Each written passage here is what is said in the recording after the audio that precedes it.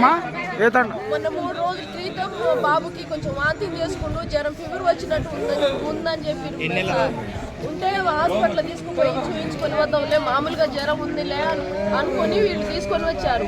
ఎన్నెళ్ళు బాబుకి? 3వ నెల ఇప్పుడు. 3వ నెల. ఎక్కడ?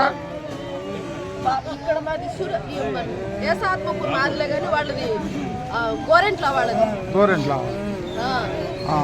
అయితే తీసుకొస్తే మొన్న బాగానే ఉంది.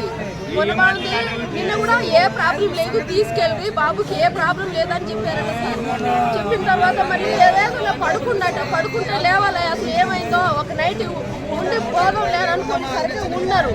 ఆ నైట్ బాగా ఏడ్చి బాగా ఏడుస్తున్నాను. కంపౌండర్ పోయి లేపితే అసలు వాళ్ళు లేవండి, నీకేం పని లేదమ్మా, ఎందుకు లేస్తున్నావు, అవసరం ఏముంది, అన్ని రిపోర్ట్లు మంచిగానే ఉందిగా, కొంచెం పడుకోను అట్నే ఏడుస్తాడు.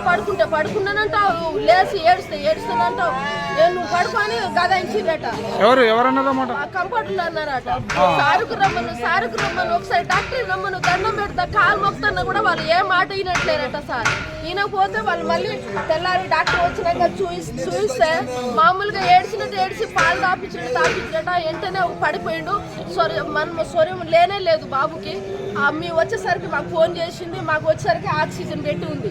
అది ఏమైంది డాక్టర్, అసలు 3 రోజుల కాంచి మాకు ఎందుకు చెప్పలేదు సార్ అని అంటే, ఏమైంది ఊపిరితిత్తులో అది పాలు పోయిందమ్మా, నేనేం చేయను, నిన్న బాగానే ఉండు, మొన్న బాగానే ఉన్నాను అంటుడు.